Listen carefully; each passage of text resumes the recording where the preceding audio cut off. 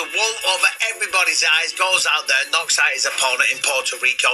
Did it in round one, looked impressive, fair enough. But the man is a fake, okay? Do not buy the wolf tickets. They're selling y'all wolf tickets, people. You're eating them right up. Do not accept the bullshit. This was a hand-picked, cherry-picked opponent for Jake Paul to beat up once again to continue the charade, okay? Listen, he got the job done, all right? He beat him in round one, and he looked decent. Of course, he's training. He's applying himself. But he did it against an opponent that isn't applying himself, that isn't trying to become a professional boxer. A man that gave up on those dreams a long time ago in Ryan Borland, okay?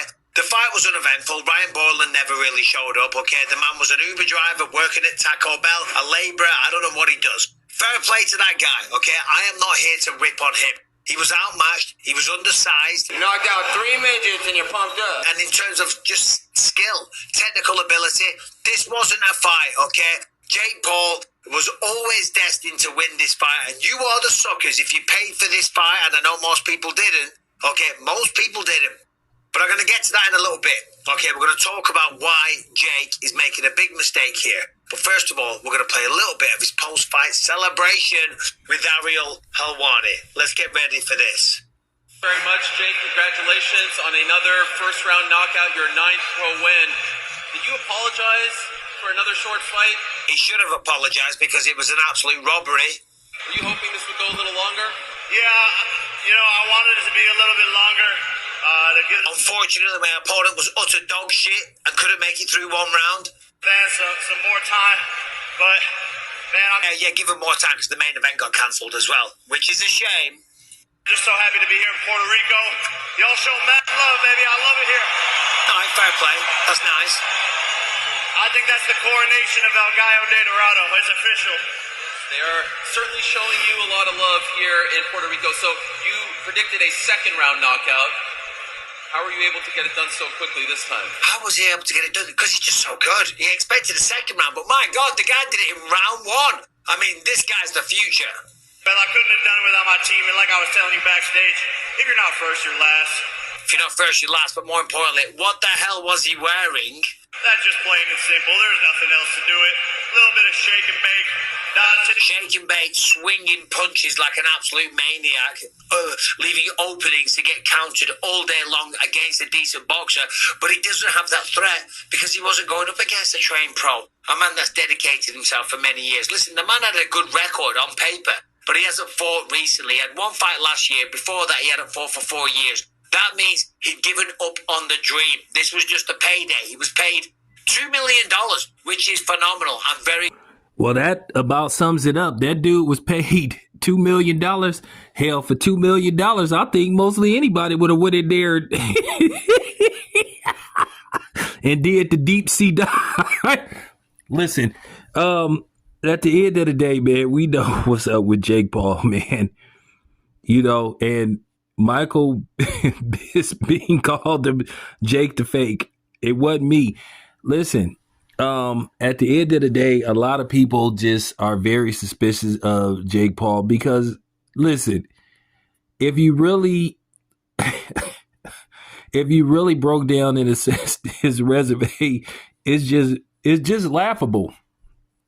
It's just laughable. He don't want to avenge his one loss. You know, he don't want to avenge his one loss to Fury. And, you know, he just basically staying afloat, basically fighting these type of dudes that, you know, in all likelihood, they don't have a chance of winning. And then he's paying them handsomely to basically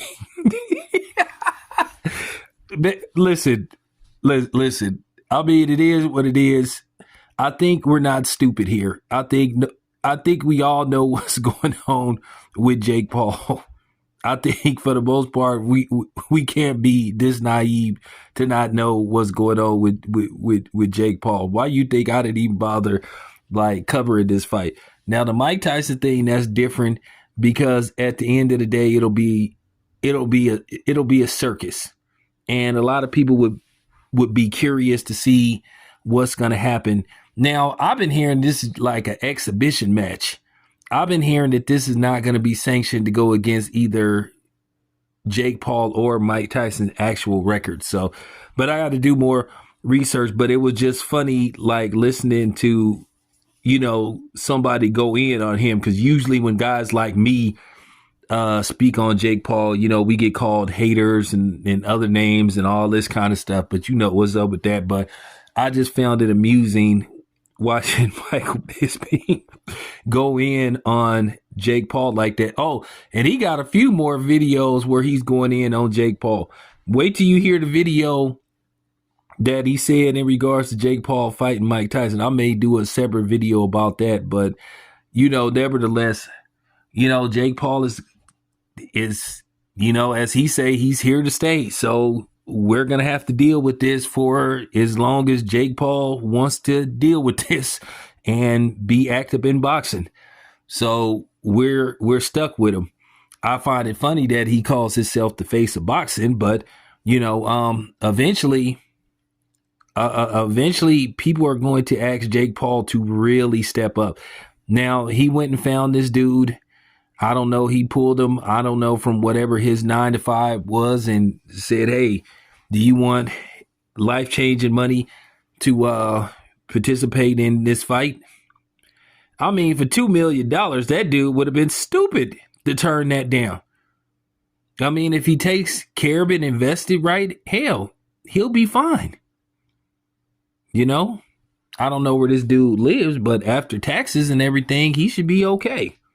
But shout out to Michael Bisping for that was funny. But anyway, I'll leave the link to his YouTube channel. It's pretty easy to find. Just Google Michael Bisping and it'll show up. It's just really funny to just hear him go in. I couldn't play the whole thing, but there you have it. Anyway, this is your boy Tail Biz. I'm out.